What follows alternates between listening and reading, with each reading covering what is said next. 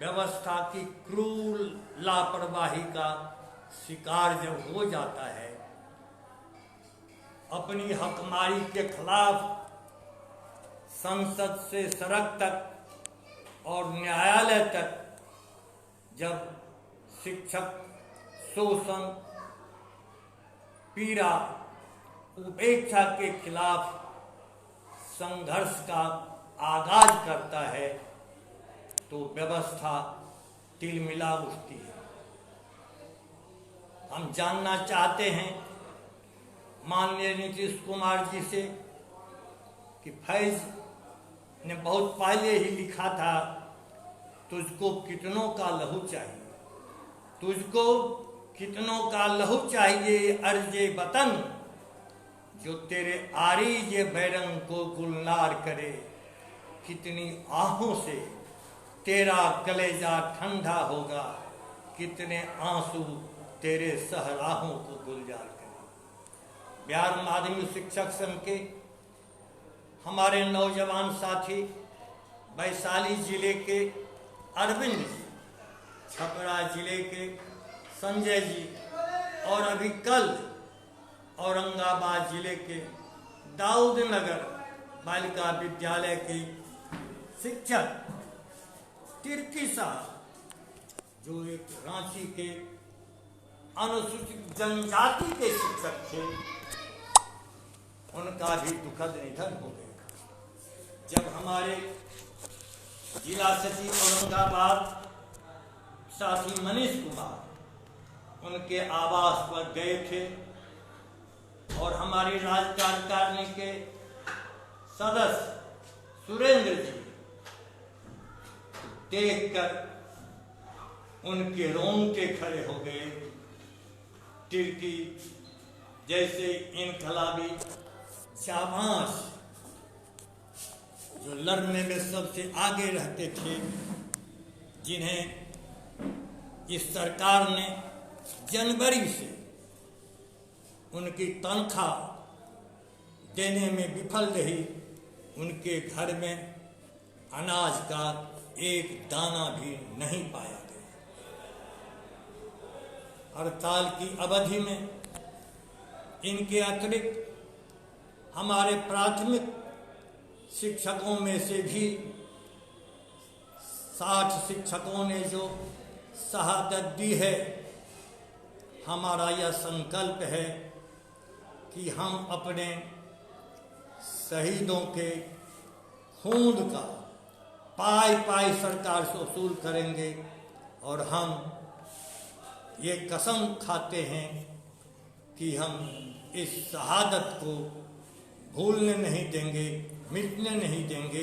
ये बिहार माध्यमिक शिक्षक संघ का संकल्प है। क्यों ऐसी गंभीर स्थिति हुई?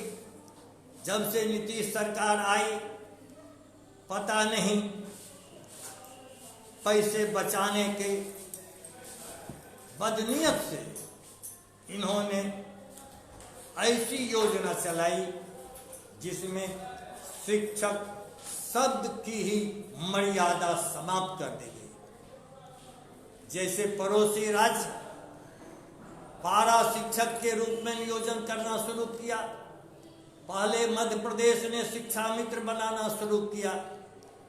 जब माननीय लालू प्रसाद जी थे तो शिक्षा मित्र जो उन्होंने बहाल किया, लेकिन उसके पहले लालू सरकार का हम धन्यवाद करते हैं कि उन्होंने शिक्षकों की नियुक्ति बिहार लोक सेवा आयोग से करवाई और आज भी बिहार लोक सेवा आयोग की अनुशंसा से चयनित जो भी उच्चतर योग्यताधारी शिक्षक चाहे प्राथमिक में हो या माध्यमिक में हो, उनमें जो ज्ञान है, कला है, कौशल है और हमारे यहाँ माध्यमिक विद्यालयों में सैकड़ों शिक्षक डिलीट हैं, पीएचडी हैं और अभी भी शोध में लगे हुए हैं।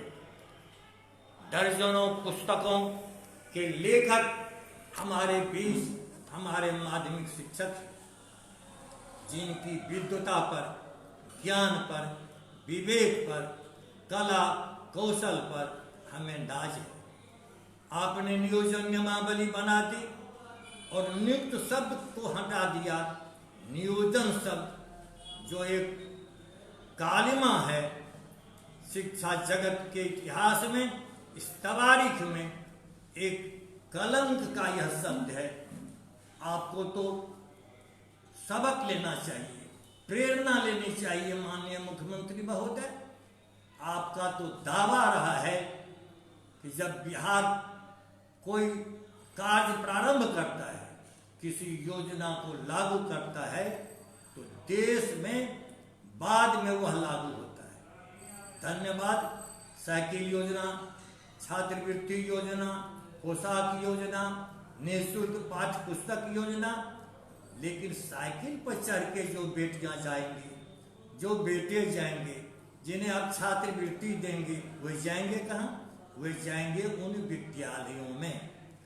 उन विद्यालयों में इनको पढ़ाएंगे तो वही शिक्षक जिनको आप शुरू में क्या दिया, 1500, 2000, 4000, और आज आपकी सार्वजनिक घोषणा माननीय नीतीश कुमार जी, मुझे स्मरण है कि आपने बेगूसराय की आम सभा में पहली बार कहा था कि नियोजित शिक्षकों को भी 7वें वेतनमान का लाभ हमारी सरकार देगी।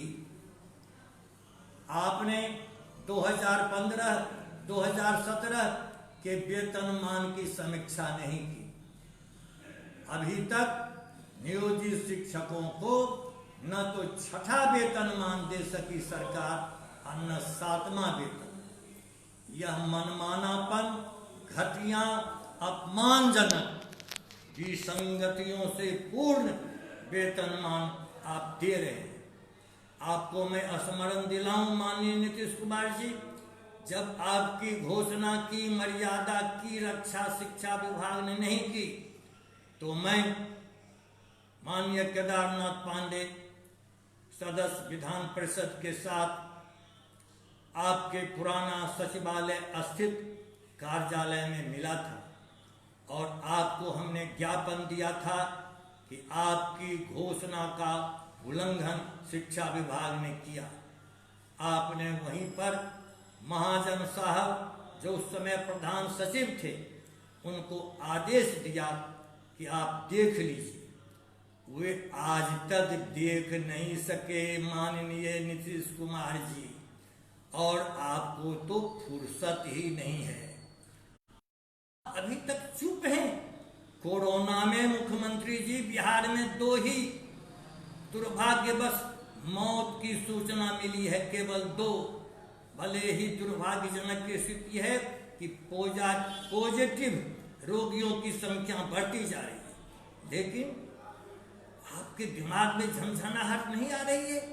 60 शिक्षक वेतन के बिना आपकी क्रूरता, निर्ममता, संवेदहीनता की वजह से मौत के घाट उतर गए हैं।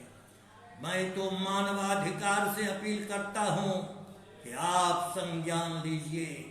माननीय राज्यपाल महोदय, राष्ट्रपति महोदय, माननीय प्रधानमंत्री तो रोज रोज कहते हैं कि बिना काम के भी कर्मचारी को वेतन दीजिए, और आप तो अभी कल परसों कैबिनेट में संविदा कर्मियों को भी बिना काम के वेतन भुगतान का मंत्रिमंडल का निर्णय ले चुके हैं, और हम तो बजाते सूचना देकर, अगस्त से ही सूचना देकर संघर्ष की राह पर हैं कि आप 7वां वेतन आयोग लागू कीजिए और 7वां वेतनमान में विसंगतियों को दूर कीजिए।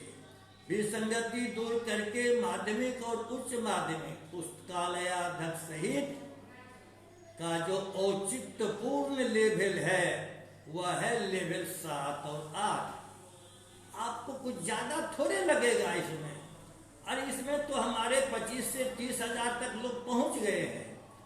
मुश्किल से कुछ हजार और आपको देना पड़ेगा।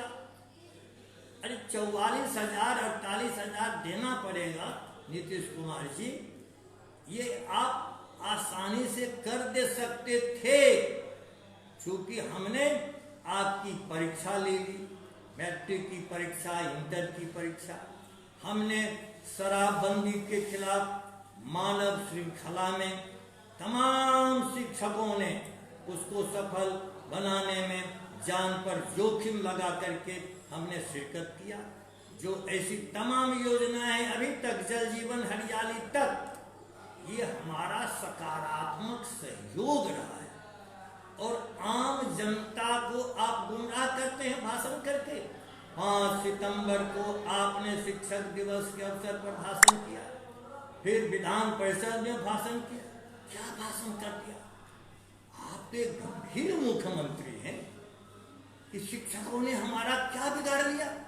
बड़े बड़े वकील रखे सुप्रीम कोर्ट में, हाई कोर्ट से जो हम लोग जीते, हम आम जनता, आम शिक्षकों को याद दिलावें, हाई कोर्ट से हम जीते समान कार्य का समान वेतन, और आप हमसे बदला लेने, प्रतिशोध की कार्रवाई करने, शिक्षकों को शत्रु मान करके आपने एलपीए तय कर दिया। 24 दिनों तक आपने बहस करवाई, और आप शिक्षकों पर तोहमत लगाते हैं कि बड़े बड़े वकील को रखा। हम आम आवाम बिहार की अब 12 करोड़ 13 करोड़ की जनता को सही सूचना दे रहे हैं कि भारत के संविधान में महान्यायवादी का एक पद है, जो सर्वोच्च न्यायालय में केंद्र सरकार की नीतियों के अनुरूप केंद्र सरकार को कानूनी सलाह देने वाला वह संवैधानिक पद पर मर्यादित व्यक्ति होता है। बिहार सरकार ने शिक्षकों के खिलाफ के वेणुगोपाल, महान्यायवादी, जिसको अंग्रेजी में अटॉर्नी जनरल कहते हैं, उनको खड़ा किया, और लगातार वे 1 सप्ताह से ज्यादा दिनों तक शिक्षकों के खिलाफ बहस करते रहे। और इसी के साथ दो एक तुषार मेहता, जो अभी सॉलिसिटर जनरल हैं, एक पूर्व के सॉलिसिटर जनरल माननीय मुकुल रोहतगी साहब, आप गोपाल सुब्रमण्यम को खड़ा किए, दिनेश द्विवेदी को खड़ा किए, राकेश द्विवेदी को खड़ा किए, श्याम दीवान को खड़ा किए, गोपाल बाबू को खड़ा किए, मनीष को खड़ा किए। आप तो दर्जन से ऊपर वकील को खड़ा करके जनता के कोष और शिक्षकों के वेतनादि के पैसे उन पर दे किया, और आप ये दंभ में, अहंकार में बोलते हैं कि शिक्षकों ने क्या किया। अरे जब फैसला हुआ उच्च न्यायालय का, हम जीते, आप हमारे साथ बैठते कि हमको इतना बोझ पड़ जाएगा, बताइए इसमें क्या विचार किया जाए। हम लोग विचार विमर्श करते। आपने कहा शिक्षकों ने करोड़ों खर्च किया, खर्च हुआ, बड़े बड़े वकील, तो हम हकमारी के खिलाफ अपनी रोटी का टुकड़ा काट कर दूध मुंह है बच्चे का मुंह का कौर छीन कर वृद्ध पिता, वृद्ध माता के इलाज की दवाई के पैसे को बचाकर पाई पाई अपने पसीने की कमाई चंदा देकर, हमने अपने पसीने की कमाई वाजिब मजदूरी की रक्षा के लिए सरकार हम पर जो वार करेगी सुप्रीम कोर्ट में, निश्चित तौर पर हम खड़े रहे सीना तान के आपके खिलाफ, और महान न्यायमूर्ति द्वय ने आपके पक्ष में फैसला दे दिया। लेकिन आज तक नीतीश बाबू, आपने सुप्रीम कोर्ट के फैसले की जो गंडिका है, 78 पढ़िए, 79 पढ़िए, 80 पढ़िए, आज पढ़िए नीतीश बाबू, मैं चुनौती देता हूं। लाज नहीं लगती है? शर्म कीजिए, शर्म हया सब सरकार भी खत्म कर दिया। कंडिका 80 में माननीय न्यायाधीश द्वे लिखते हैं कि बिहार के शिक्षकों का वेतन चपरासी से भी कम है। क्या भारतीय संविधान ने हमें मानवीय गरिमा नहीं दी है? क्या भारत के संविधान के अनुच्छेद 38 में समान कार्य के समान वेतन का हमें मौलिक अधिकार नहीं है? चपरासी से कम वेतन, यह आप इस पर फक्र करते हैं, आप गौरव करते हैं कि हम शिक्षकों को चपरासी से कम वेतन देते हैं। आज कोरोना में आपको आर्थिक संकट होगा, हम संकट बढ़ाना नहीं चाहते हैं। दमनात्मक कार्रवाई हटाने में कोई पैसा नहीं लगता है। हमारा जो वाजिब है हड़ताल अवधि का, चूंकि 13 से आपने तालाबंदी की है, हम 25 फरवरी से 13 की पढ़ाई की क्षतिपूर्ति करेंगे। आपको सेवा शर्त लागू करने में 1 पैसा भी नहीं लगता है।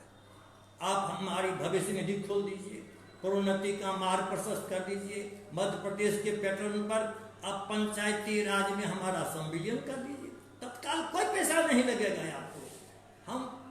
आप जो हमारी बेटियां कुमारी थी उसकी शादी हो गई, वो बेगूसराय से अररिया में है, बाल है, बच्चा है, वो चली जाएगी घर, आपका को पैसा खर्च होगा। नीतीश बाबू, आप तो बिना पैसा खर्च किए हड़ताल का समाधान कर दे सकते हैं। और 4 लाख शिक्षक प्राइमरी सहित है, ये सड़क पर है। आप जो तालाबंदी सरकार के लिए है, देह की दूरी है, हम मानवता की रक्षा के लिए अभी भी जुटे हुए हैं। हम जन जागरण करवा रहे हैं। हम हाथ की सफाई कैसे होगी, घर की सफाई कैसे होगी, दैहिक दूरी कैसे कायम रहेगी, जन जागरण कर रहे हैं। और आपका अपर मुख्य सचिव रोज रोज धमका रहा है कि हम बर्खास्त कर देंगे। नियम कानून को पर मत रखिए, पढ़िए नियोजन नियमावली 2006 की धारा 12, ये आपको अधिकार है। पंचायती राज सुप्रीम कोर्ट में क्या, ये है पंचायती राज का अधिकार। सरकार का हस्तक्षेप अवांछनीय है। हम अपील कर रहे हैं तमाम जन संगठन, छात्र संगठन, नौजवान संगठन, तमाम किसान संगठन, ट्रेड यूनियन, राजनीतिक दलों से कि आप पाई का हिसाब मांगिए। 60 शिक्षकों के बाल बच्चे जो अभी बिलख रहे हैं, उनके पूरे परिवार के भरण पोषण की गारंटी, आश्रित की नौकरी, और इस लॉकडाउन जिसे हम तालाबंदी कहते हैं, इसमें आप समाधान करिए और तभी हम हड़ताल समाप्त करेंगे। बिना सम्मानजनक वार्ता किए और मांगों की स्वीकृति बिहार माध्यमिक शिक्षक संघ का एक भी सदस्य वापस नहीं होगा। आप कहते हैं सब्र कीजिए, धैर्य धारण कीजिए, सब्र की भी कोई हद होती है, कुछ तो तवज्जो कीजिए। कब तलक कर्म रखें नारों से दस्तरखान, कोई सब्र की सीमा होती है। यह अनर्थ है, अन्याय है। और कहिए शिक्षा विभाग को हमारे साथ बैठे, हम आपका खजाना खाली नहीं होने देंगे, क्योंकि बिहार का विकास भी हमारा ही विकास है। हम बिहार का विकास अवरुद्ध करना नहीं चाहते हैं। हम जवाबदेह संगठन चलाते हैं, इसलिए हम पूरा सहयोग करेंगे, सकारात्मक सहयोग हम करेंगे। आप प्राथमिक शिक्षा है, सौहार्द बनाइए, पहलकदमी कीजिए और अपने शिक्षकों की हम निष्ठा, उनकी जो कुर्बानी है, इसको सलाम करते हैं और आम आवाम से अपील करते हैं कि गलत बयानी से आप गुमराह नहीं हो। बच्चों के भाग्य और भविष्य के निर्माता हम हैं। हम ही आपके बच्चे, गरीब गुरबा का बच्चा, दलित अनुसूचित जाति का बच्चा हमारे ही यहाँ पढ़ने आता है, प्राइवेट स्कूल में नहीं जाता है। इसलिए माननीय मुख्यमंत्री महोदय, आप चुप्पी तोड़ें, मौनी बाबा मत बने। आपके बिना किसी विभाग का एक पत्ता नहीं हिलता है। महाजन साहब और झा जी या मिश्रा जी, सिंह जी, हो जाइए, अब सब समस्या का समाधान करेंगे। इन्हीं शब्दों के साथ फिर एक बात, आम आवाम, तमाम जन संगठन, राजनीतिक दल से हम नैतिक दबाव के लिए अपील करते हैं कि कोरोना में जितने लोग दुर्भाग्यजनक काल कबलित हो रहे हैं, उससे ज्यादा शिक्षक बिना वेतन मारे जा रहे हैं। हम फिर एक बार आपसे प्रार्थना करते हैं कि हस्तक्षेप करके राष्ट्र के भविष्य की रक्षा